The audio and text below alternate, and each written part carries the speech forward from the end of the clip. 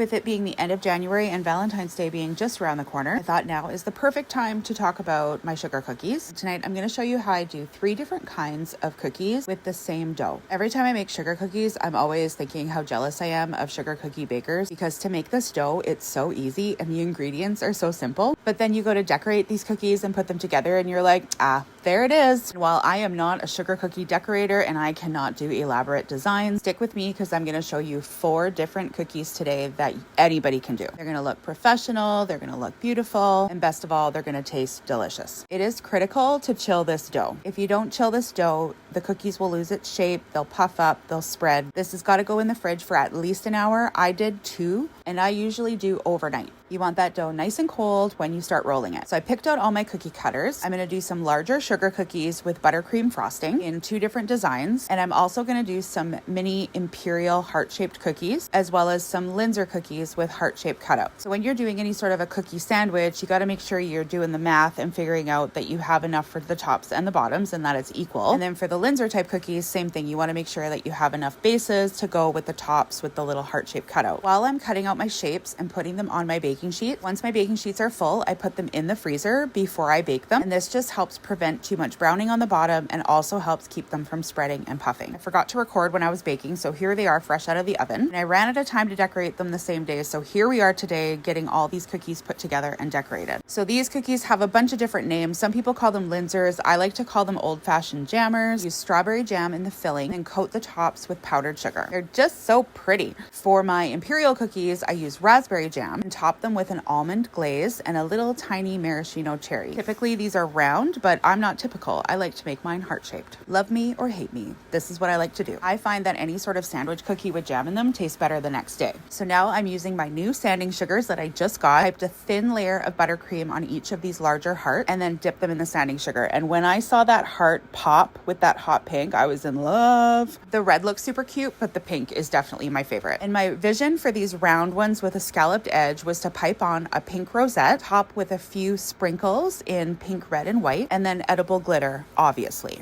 And yep, they turned out pretty perfect. They looked so pretty on their own, but when I plated them all up together, I was just like, I love these. The beauty about sugar cookies is we can make these go with any season we want. Depending on the cookie cutter shape we do and the colors we do, we can get really creative. But I think it's pretty safe to say that these are right on point for Valentine's Day. I used a couple of my little bento boxes to package up some 6-pack, which I'm going to post up for grabs tomorrow. Let me know which one of these cookies you'd be grabbing off the tray. And all of the above is always an option. We'll see you next time.